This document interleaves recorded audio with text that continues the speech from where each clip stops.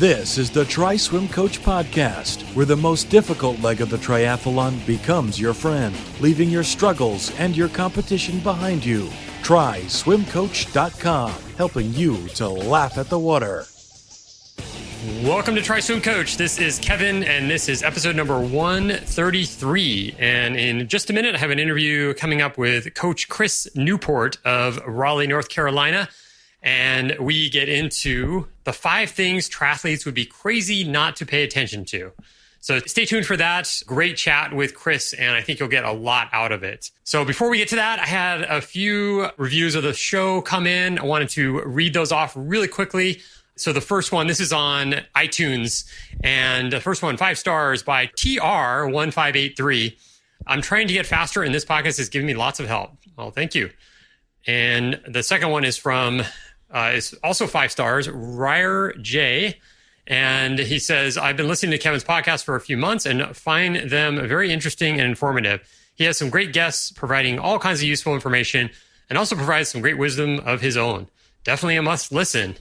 Thanks, Ryer J. I really appreciate that. And I have one more, and that's another 5-star review. And it says, it's great by I'm not sure how to say this, DE1PH, Delph maybe.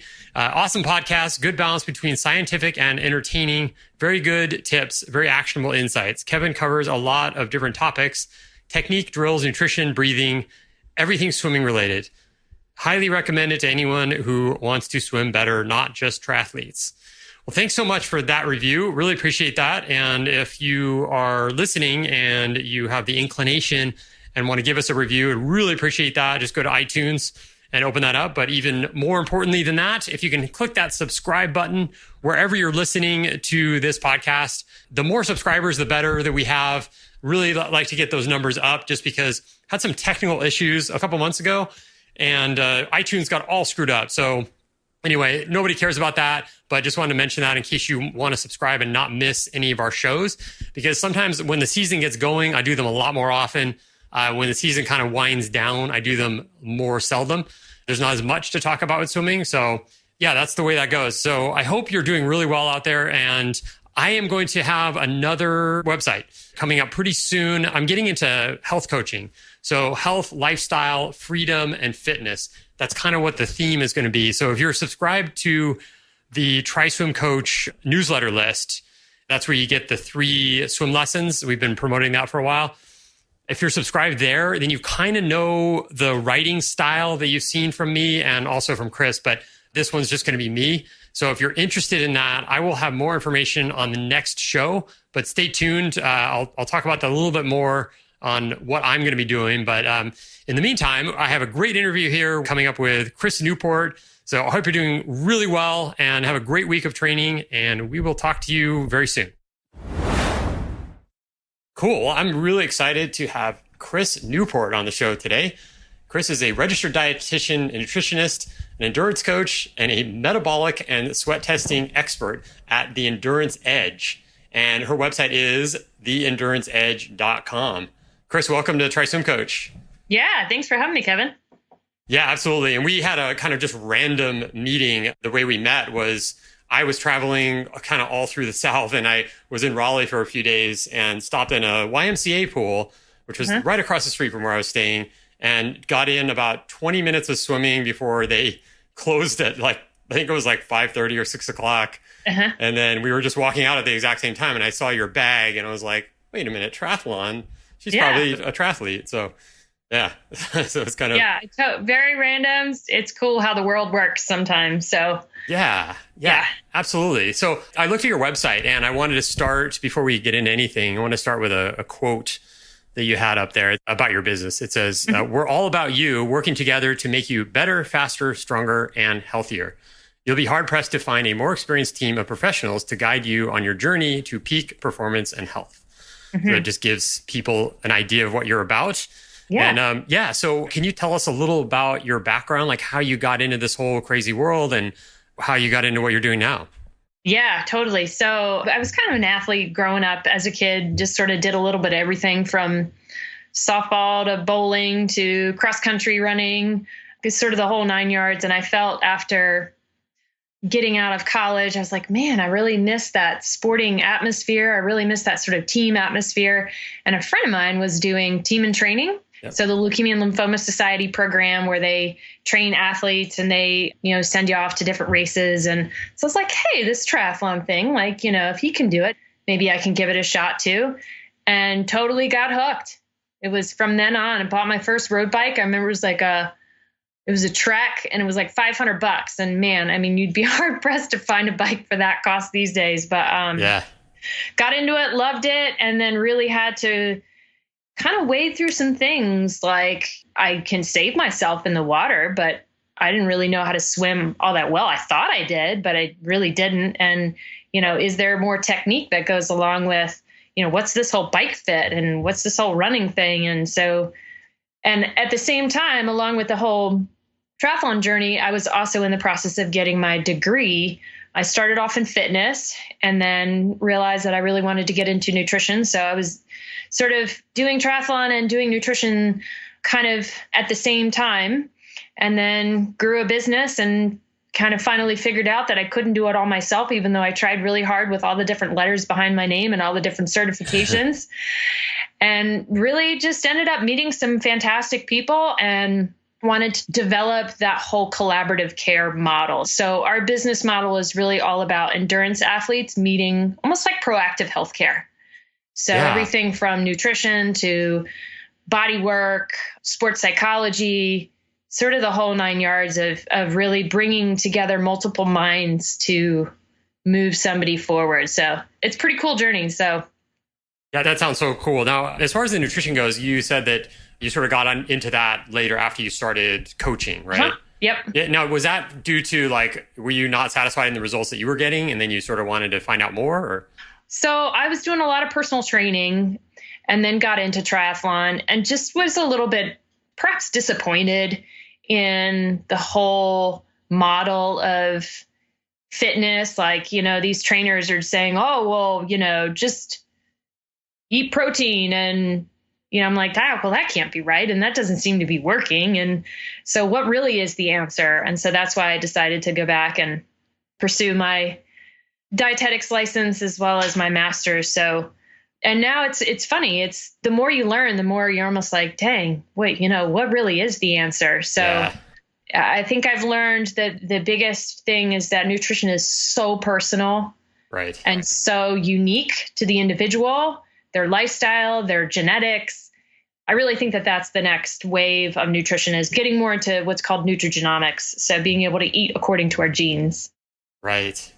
Yeah, that makes sense. I was listening to a health podcast yesterday and they started getting into a little bit of nutrition, and they were saying was there anything that we can all agree on that's good? And he's like, well, sugar is bad. That's about the only thing that we can conclude. And then they were talking about well, what about blueberries? It's like blueberries have sugar, but it's natural. So it is hard to say one size fits all. Yeah. Oh, for sure. Yeah. Yeah. Cool. So today we are going to make the theme of this show the 5 things triathletes would be crazy to not pay attention to. So I figured that you'd have some good ones there as a tri coach and having all that great background.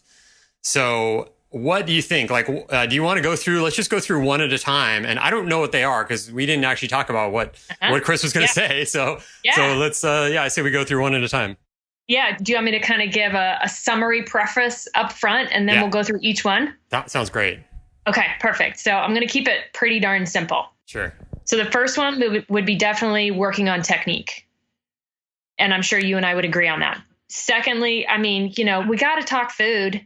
It's all about fueling the body the way that it's deserved to be nourished. Third, I would say make sure that you are training in the right zones. Mm-hmm. That's huge for avoiding overtraining, boredom, etc. Number 4, self-care. Don't ignore it. And number 5, I would say, is building a community. So not isolating yourself, not getting so wrapped up in your watch, and really enjoying the sport with other people, because it really improves your ability to have some longevity, not only in triathlon, but in swimming or biking or running or just playing. So, yeah. Cool. So yeah, those are general enough that we can dive into each one, I think. Absolutely. So yeah, I'd say number one being technique. And like I said, I'm sure you would agree with me. I mean, and swimming in particular, being that water is 800 times denser than air, you can't just muscle through it like, okay, I'm running, I'm just going to increase my speed, or I'm biking, I'm just going to increase my speed. You just can't muscle through some of these things as easily as one would think. So really making sure that you've got good quality techniques so you're not going to injure yourself, both swimming, biking, and running, having that proper bike fit, having that proper run analysis, making sure that you're in the right shoes. More often than not, we've got a physical therapist who works out of our office, and he does a lot of not only run analysis and specific strengthening exercise, strength and stretch exercise for people, but he also does a lot of insoles. So custom made insoles. It's so cool. He looks like a little woodworker when he's, shaping these things to people's feet right there. And man, they work amazingly well. So yeah, just make sure that you're doing the right technique for your body, because again, we are all so unique. Yeah. What do you think? I'm curious about, now I talk about swimming all the time, so I'm kind of bored with that topic, but yeah. As far as like the running shoe thing, I'm a minimalist with every part of my life. And especially once I found out about minimalist shoes, I was just totally on that. And I tend to get injured like a lot. Like I don't run that much. When I do run, I tend to have all these injuries, but I still stick with the minimalist kind of style shoes. Now, what do you think about that versus the more traditional shoes? Yeah. And then, of course, we're sort of swinging in different directions. So minimalist, introduced multiple years ago, of course, with the Born to Run book. And then we've kind of gone up to more of like a maximalist shoe, the big, like the Hokas and that kind of thing. So I think the in between will always be around. But honestly, it really depends on the person's body. And I know that, that's probably going to be a common theme today, is that everybody is truly unique. There's all of these general recommendations. There's a good place to start in terms of like steps per minute. A lot of coaches will say, okay, well, let's aim for 180 steps per minute or somewhere around 90, plus or minus a little bit. A lot of our elite athletes can do some pretty amazing things, but most of us aren't elite, and that's totally okay. So yeah. I will give you a story about minimalist shoes, though, because I am in the same boat that you are. I'm like, man, let's simplify things. Let's just, I don't want to have 8 million different types of shoes. And the other thing that annoys me is that the running industry will take a shoe, it will fit lovely for you, and then the next year they change it. Yeah. Which I get it from a business model, but then you lose your favorite shoes. Right. And unless you buy 800 of them and stock up, and then of course the foam still is going to deteriorate over time, even if they're not being worn. I decided, well, you know what? I know that I can get this particular type of minimalist shoe all the time. It's not going to change. I'm just going to do that. And so I had probably run about 5 to 6 miles in this pair of shoes, did totally fine. Well, it was a beautiful day, and I decided, you know what? I've got a long run today. I'm just going to go out and do my 13 miles in these. And I totally wrecked myself. Oh. So whatever version of shoes or insoles, always work yourself up slowly. So had I followed my own rules of, about 10% or about a mile per occasion in different shoes, then I would not have had the issue. Of course, I went into the PT and he needled me and was doing some scraping techniques and, that kind of, but, he's like, hey, you probably should be working on strengthening this. And then of course I said, okay, I'll just switch back to my other shoe. Yeah.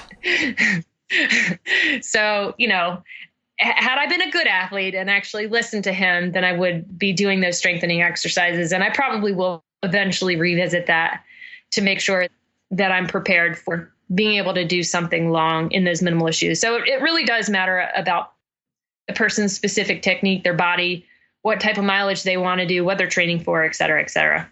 Right. Yeah. Easing into it you're right. It's so important. It's just like, swimmers with shoulder injuries like I've had, it's like getting in and trying to do a couple thousand yards when you haven't swam in a year is never really a great idea. And so it's kind of along those same lines. And it totally is. And you know what? I think a lot of it is just mindset, especially in an athletic mindset. You have the thought of, oh, well, this is what I used to do. And I've always done this. And accept nothing less. So when you should be, only getting in the water and swimming 600 or 800, you're like, ugh, that's like my warm up. Are you kidding me? But really, really heeding that advice, and man, it's hard. It's really, I feel like a good place to start is, if you do have the ability to use a good coach, there's such a great outside force to be enforcing things like that. Mm-hmm. Yeah. So what about cycling? What kind of technique besides like bike fit? What would you say would be something technique focused? Yeah. So definitely fit is important, and making sure that you've got flexibility for it. And same thing, building up nice and gradually. But the self-selected cadence, and we see this in the research, self-selected cadence is generally for a non-cyclist or somebody brand new to cycling, usually tends to be between 70 and 80. Yeah. So for the ability to go from the bike run, so here we are, maybe we're doing 90 steps per foot per minute on the run. Well, why not have a similar type of cadence on the bike? So, just making that transition that much more natural to have that tempo going from the bike to the run. So practicing with RPM, it also is going to affect your power, because that's part of the equation for power. And then leg strength. So do you want to completely wear out your legs by cycling at 60, 70, or maybe even 80 RPMs and then having a totally terrible run? So that takes a lot of practice. It's just like anything else. I've got some fun little workouts that include, different cadence cycling, one-legged pedaling. You don't do it for a whole long time, but it just totally changes the dynamic when you start working on different things, different techniques. And handling skills. Oh my word. Triathletes are not known for their bike skills, generally speaking. So it is important to be able to have those different techniques of, mounting and dismount, whether you're going to do a flying dismount or mount or not. Having some spatial awareness of where other riders are around you and being close to people, getting comfortable with passing them. So lots of different techniques. What if you drop your water bottle? Do you need to go back and pick it up? If you're really, and if you've got really technique, you should not have to get off the bike. Mm-hmm. So anyway, there can be lots of different things. Seated to standing. I've seen people with that specific technique not be comfortable with that transition, or standing to seated. So some of these things where perhaps some people might more naturally pick them up, to others, that's completely foreign. Even shifting. Of course, now we have things like Di2 that shift for you, but I'm old school. I like doing it myself. So so there's lots of different things that can go into the whole biking, ascending, descending properly, cornering. So Cool. Yeah, we have 5 things here, but each one has some subcategories. Absolutely. So, yes. So what about swimming? So I did say I wanted to not talk about it, but it is a swimming podcast. So and you probably have some different ideas than I do, and I'm always welcoming to different ideas, because I don't think I'm the authority on all things swimming. I just happen to spend a lot of time with it, but I like to hear what other coaches have to say. Yes, and I definitely come at it at likely a very different angle than you do, having not been a swimmer when I grew up and having to relearn as an adult.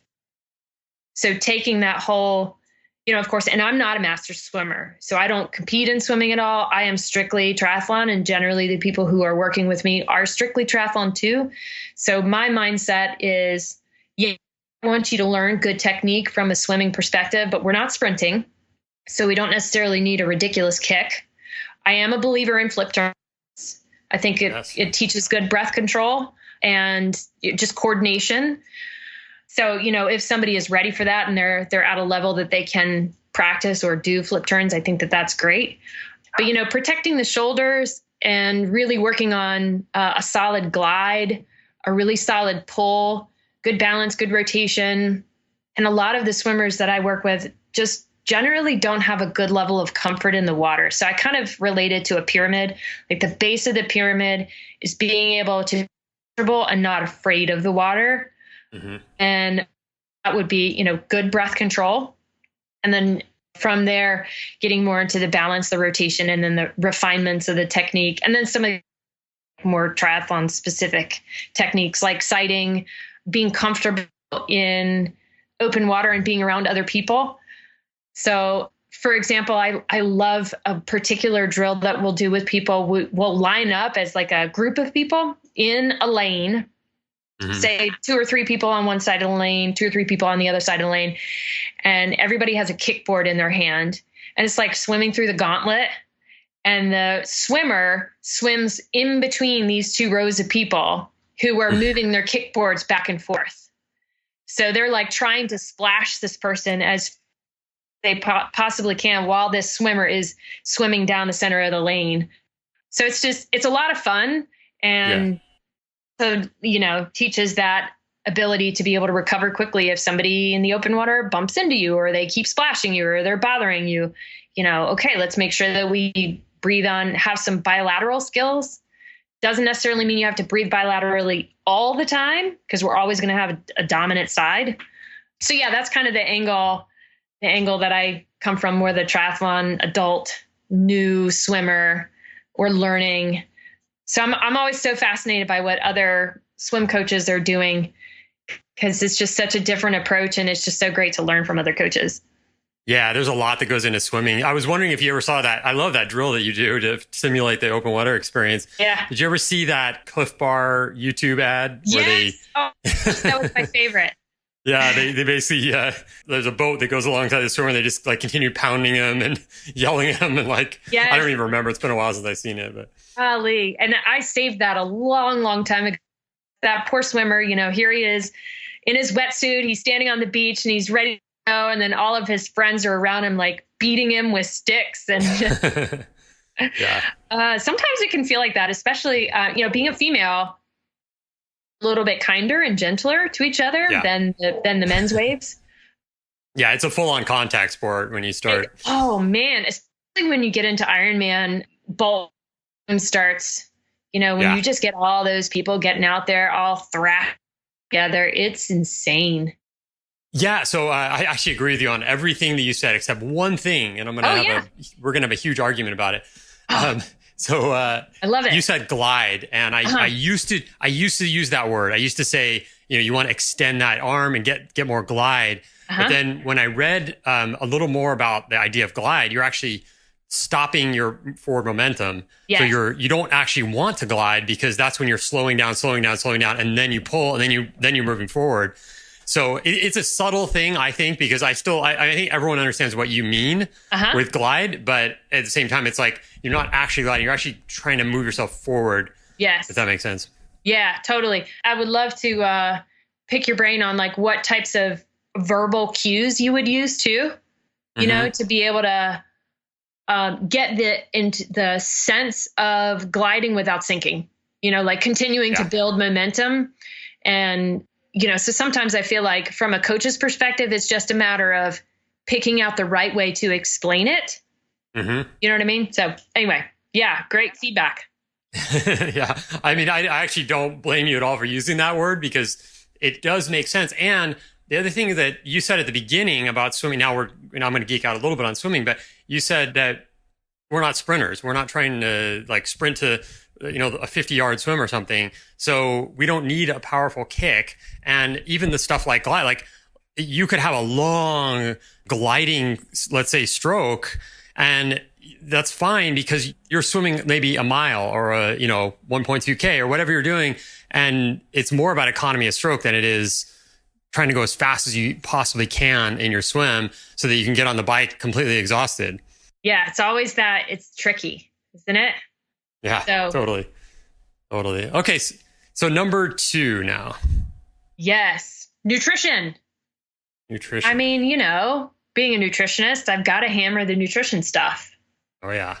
Yeah, so I feel like with all the activity that triathletes or endurance athletes just in general get, sometimes we have this like, well, I earned it kind of attitude. Mm-hmm. So I deserve that extra slice of pizza or that extra drink or whatever the case may be. So when it's not necessarily always the case. I mean, that's not to say that we should be totally on the straight and narrow the entire time, and we should completely obsess about every goji berry and chia seed that goes into our body. I take an approach of no food is off limits. It's just a matter of timing your food at the right time and making sure that you're following appropriately dietary guidelines for your specific needs, your family history. I mean, sometimes I feel like we get a little bit of a holier than thou attitude. Like, I run all the time. I swim all the time. I bike all the time. Like, I should deserve anything I want, when, we still need to take into account family history, age, dietary habits, genetics, like we talked about a little bit earlier, and really still continuing to choose good quality foods the majority of the time. So we have an entire system that we created. In fact, we have a meal service that we created called the Fueling Edge. So picking very specific proteins like wild salmon and chicken and, grass-fed meats and things like that. And then high quality vegetables like brassicas in particular. So those are your super stinky veggies if you overcook them, things like cauliflower, and we're in the South, so we love our collards, kale, broccoli, things like that have such an amazing health protective effect. And then choosing good quality carbohydrates. So we're not anti-carb at all. I mean, the evidence we look at is definitely beneficial to things like legumes and grains. And of course, there's this whole wave of, the paleo wave and that kind of thing. And, we're still seeing very positive health benefits from things like, anything from black beans to sweet potatoes and brown rice. So having a very varied diet is important. And then we do some pretty cool micronutrient testing too. So we're able to look at the lymphocytes of people to be able to see how effectively they are able to use certain micronutrients. So anything from vitamin A, vitamin C, all the way down to selenium and alpha lipoic acid, et cetera, et cetera. So we like to do that one with our athletes too, or with our clientele as well, to be able to truly design a meal plan surrounding their specific blood and needs. So that's pretty cool and pretty exciting stuff. So. Yeah, that is exciting. That's really cool. Now the thing that comes up and that's come up on this podcast is the idea of, okay, so you're eating one way while you're training, and depending on what level race you are, you're probably gonna have a little bit different diet. But once you you're in the race, like sometimes people will change things up for different reasons. And what do you think about that? Like, how should someone eat during like kind of a longer race? Yeah. So this kind of concept is what we call nutrition periodization. So basically, if your training is periodized, and what I mean by that is, you can't just jump right in from 0 to riding 120 miles. There's going to be a lot of things that are going to hurt. So gradually increasing your training, and of course your diet should follow that. So as your increased needs, caloric expenditure rises, then you need to make sure that you're matching it with your food. Generally speaking, most people will just have the appetite to be able to follow that. The tricky part that we see is that when people are trying to accomplish something other than just racing, like a lot of your elite athletes, generally their body fat is where it needs to be, or maybe they want to cut a little bit of fat just a hair. But the average population is generally obese. And that's not to say that everybody who's doing triathlon is obese, because that's not the case at all. But I see a lot of people, endurance athletes, who want to get into this sport to lose weight or to be healthier. So then it's a matter of, okay, well, how can we fuel you appropriately? So we want to make sure we're getting enough energy, AKA calories, while getting the right type of calories. So we're huge fans of protein. We see that it is amazingly beneficial in terms of maintaining the lean mass that you have, reducing body fat, supporting multiple other things in the body, everything from, creating antibodies and enzymes and all those other types of things. So, but making sure that you're getting the right number of carbohydrates, you're getting the right amount of fat too. So, and that was one of the reasons why we created our meal service too, is because we actually match people's macronutrients with our meal service. So if they are increasing their caloric needs with Ironman, then we increase the amount of calories that they're getting in their meals.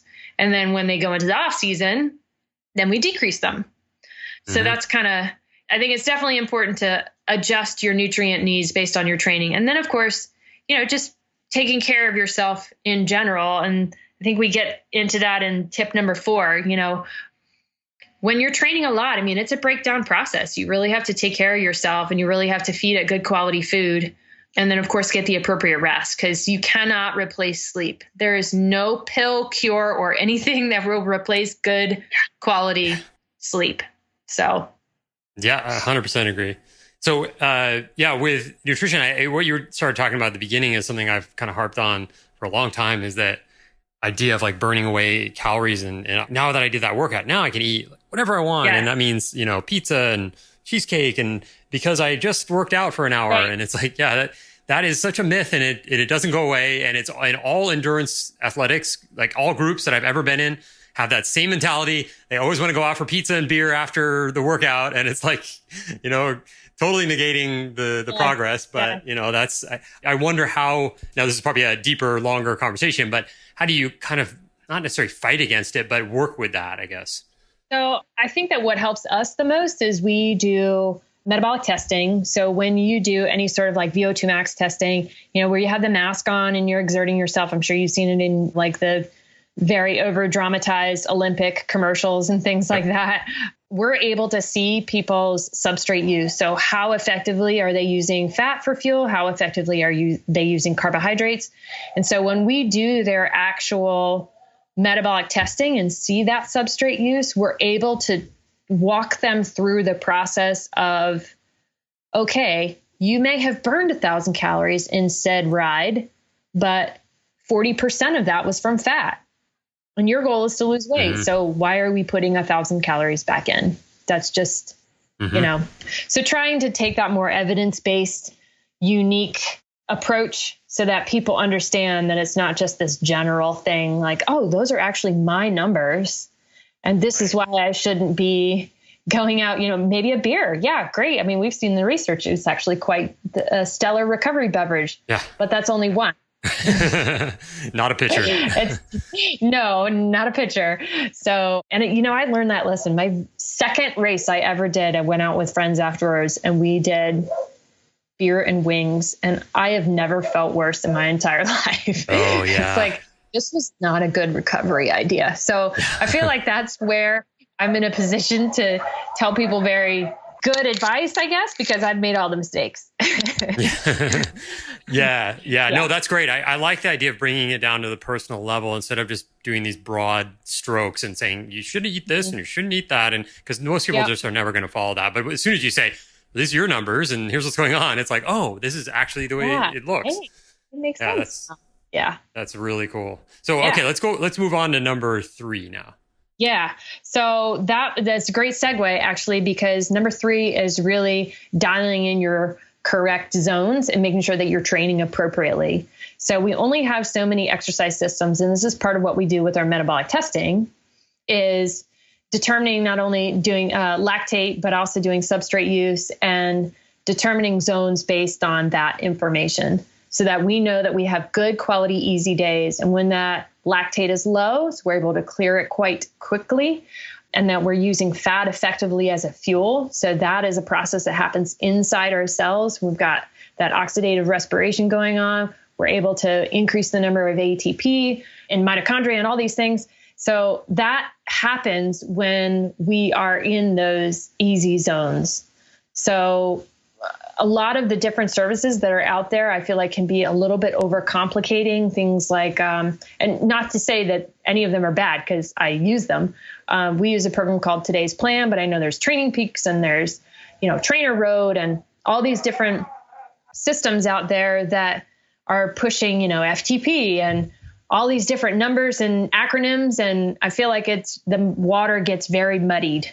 So if we can really break things down and simplify it, again, we use lactate and we use substrate use to be able to determine our zones. And then anything below that is pretty much what we're looking at for that aerobic zone or that easy zone. And, that's just time that you're swimming. That's that time in the saddle. That's that time when you're just getting those mileage under your legs. That is so crucial. And that should be a good 70% or sometimes even more of your training. We have kind of this mentality of, harder is better. And it's not necessarily always the case. We need to make sure that when we do go and in those intense zones, so around your lactate threshold, or what a lot of people know as FTP, we use lactate threshold because that's a supported physiological phenomenon, that we see that people actually improve. And then we also do VO2 max workouts, things like Tabatas, and Tabatas are not intended to necessarily be doing them like a million times. The whole protocol was developed for you to do it once. Can you tell what a Tabata is for people that may not know? Yeah. So it was actually developed by a researcher, and I would obliterate his first name if I tried to pronounce it, but he's a Japanese researcher and his last name is Tabata. And he created this protocol as an experiment to see okay, can we, now granted, these are on unfit individuals generally, can we develop this very, very, very short-term protocol and see if people's VO2 maxes improve? And lo and behold, it did. So they took people in and they created this protocol. It's 20 seconds of working at 125 to 150% of your VO2 max, not of your FTP, not of your lactate threshold. So you are working your little tushy off, or you are truly rocking it out for 20 seconds and then literally backing off for 10 seconds. And you do that for a total of 8 rounds, or the workout literally lasts for 4 minutes. Obviously, you want to be well warmed up for that, but the whole process takes 4 minutes. Yeah.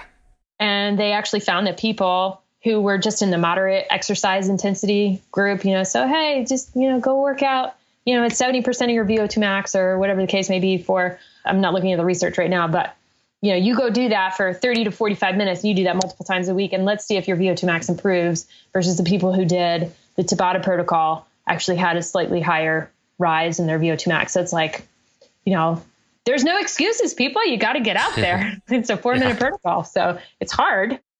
So we've seen success with that. So, and a lot of it is just creating different workouts that won't make you bored out of your mind. But I'm always thinking of the physiological response, because we've got an external load in order to create an internal response.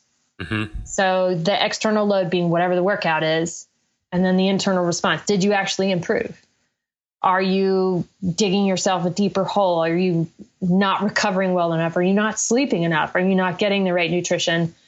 Then those workouts are pointless, because you're just continuing to dig that hole and not recovering appropriately. And the way one person responds is totally different than the other person. So you might see Joe, who's out there and he's training 20 hours a week and he's got this incredible workout plan, and you might be able to get a similar type of effect on 8 to 10 hours or 6 hours or whatever the case may be. So we're all so different. So just making sure that you're working out at the right intensity and programming those workouts appropriately so that you can continue to have enjoyment, and then you continue to improve. You get that appropriate overload and that appropriate recovery. Sounds perfect. Yeah. Okay. Number 4. Yes. Number 4 is take care of yourself. Get some self-care, go get a massage. I mean, there's a reason why we have a massage therapist on staff, and part of our programs actually include massage in them, which is pretty awesome. So, whether it be a massage, whether it be a bath at night, whether it be using the foam roller, whether it be getting some sort of fancy compression sleeves or whatever the case may be, as long as you are doing some sort of intentional self-care, because I think the message is often beat the snot out of yourself and you'll be better. It's no. Let's shift the mindset a little bit. Let's work hard. That's fine. But, let's also rest hard and really take care of because, we need our bodies. We need it more than it needs us. So treating it like it deserves to be treated and really getting that good self-care, and sleep is part of that. Sleep is huge. Mm-hmm.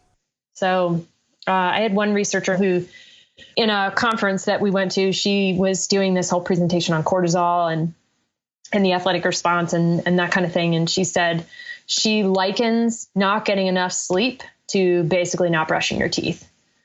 So I thought that was a pretty good analogy that could hit home for a lot of people. So yeah, I think, and it's something that it's starting to get talked about a lot more. There's a book, recent book called, I think it's called Why We Sleep. And I'll look it up. I'll put it in the show notes. But yeah, I don't know if you read that, but I just read it like a few months ago. And it goes through all the details about just even one night of not getting enough sleep is damaging us. And it's like, yes, wow. And almost everybody does this. That's the thing. They talk a lot about that in the book, how like, especially in the US, how we're just, a lot of people are really driven and they're like, oh, I can get by with 6 hours sleep and I'm fine. And yet you don't know what's going on the inside, even though you might feel like, oh yeah, I'm fine, 6 hours. Like things are just, it's not good for insides. And one of the things that we have a program called the Fit Triathlete, and it's just sort of like a way to get prepared to be not just fit, to be like a better, like a faster racer or something, but actually just be fit and then go into triathlon. And the third pillar is sleep, rest, and recovery. Before we even get to workouts, we talk about all the importance of sleep and recovery. And so I love that you're talking about that and how important it is, because I think it's one thing that we could emphasize a lot more and, kind of de-emphasize the whole, beat your head into the ground. Absolutely. Yeah. And I just actually heard a segment on NPR, maybe like 2 or 3 days ago. I'll have to find the link to it and send that to you too, on some new sleep research that they just came out with. They took participants and they basically sleep deprived them for like 2 weeks to see how effectively they were able to, in essence, sort of recover. Now, it wasn't necessarily athletes, but it doesn't matter. We're all human at the end of the day, even though we all are so unique. It's not like you pass a different rule if you only sleep 5 hours a night or whatever the case may be. So I'll have to find that and send it to you. And I did a big presentation back in January with with a medical doctor, and we researched sleep. And the research that I found on athletes, and granted this was soccer players, but it shouldn't matter, that they recovered the most effectively, and they were able to not only have the mental tenacity and the mental focus, because there's so much hand, foot, eye coordination, and then eye speed and all these different things that's going on with soccer players, that their most effective sleep amount was 9 to 10 hours. Wow. So yeah. And I can guarantee that some people's mouths probably just dropped. So, and I get that that's hard. Most of us are not elite athletes. We're just regular Joes trying to do something cool like triathlon. And then, oh, by the way, we also have a family. And oh, by the way, you got a job and maybe you're going to have a social life. I don't know. So it's tough, but necessary. Yeah, for sure. Yeah. Did you want to add anything else to that one, or do we want to move on to the next? No, I think we're ready to move on to the fifth, which is fun, like, and community, and not getting so wrapped up in your own brain. It's so huge, especially with all of the excessive connectivity that we have. And, don't get me wrong, I'm also a very sad person if my Garmin doesn't get my workout. Like I'm like, but it counted, I promise. Yes, it does. But sometimes we just need to take a step back and remember that we're in this for fun, and share it with other people. Take the opportunity, even if somebody's a slower runner or a slower biker or whatever, use that to your advantage and be able to foster some of those relationships, and then use those faster athletes to push yourself too. And then, finding those people who you can just kind of chill out with and chit chat with. I find that swimming is so great in that respect, that everybody can go at their own pace, but you meet at the wall, you have a couple of words, you say hi, and then you just keep on going. So definitely taking into account that sense of community and how much that affects your wellness, both your physical and your mental wellness. Maybe even doing things with your family. Like I've got little kids, and I'm definitely going to go for a bike ride. It might be 3 miles, and that may not quote unquote make me a faster athlete, but you know what? That makes me a happier athlete, because I've shared this with them. They've seen me do it. It's just so powerful on so many levels to be able to do it as a community and to do it for fun. So. Yeah, this goes right along with what all the things that I believe in as well. Like I had Mark Sisson on the podcast. I don't know if you know who. Yeah. Yeah. And he has this whole thing of like play. He has a whole section, and I think in his book, it's about how play is a human need. And so if you're not getting play, you're missing this whole component of health. And it's just like, and I know I'm horrible at that. Like I kind of put that aside for weeks at a time. And I go, oh, I haven't done anything fun in a while. And it's like, okay. Cause like I work out, I get in the pool, I do some, do a workout, but it's like, but actually fun. And if you're a swimmer, that's where master swimming can come in. Cause usually part of it at least is having fun and then, meeting people and chatting with people and making friends and stuff like that. Absolutely. Yeah. It can be a very intense community. Generally, we're attracting a lot of those type A personalities, but it is important to, every once in a while, set the bike aside, put your running shoes away, set the swim paddles aside, and just try something totally different. I had some of my coworkers who were challenging me to a Zumba, hey, I'm going to take you to Zumba. I'm like, all right, cool. Let's go. Let's do it. I don't care. I'm not one to mind if I fling myself around in different directions, whatever. I'm up for it as long as it's fun and we do it as a group. And actually learned parkour back in September. Wow. It's wild and it's so fun. I'm like, oh my gosh, who knew that jumping off of walls, now granted, a wall that's like a curb could be so fun. So I love that. I love that idea of play. I think that's so huge. So awesome. Yeah. And there's so many things you can do to make your workouts. Like I talk about that with TriSwimCoach with our workout plans and TriSwim Success is, just making your workouts fun and don't look at it as drudgery. Because when I grew up, there was a lot of emphasis on yardage. How many yards did you do? How many did we do today? And then it's and then hours in the pool and all that is just, looking back, I kind of have some regrets in those realms. I think I could have done less and done better.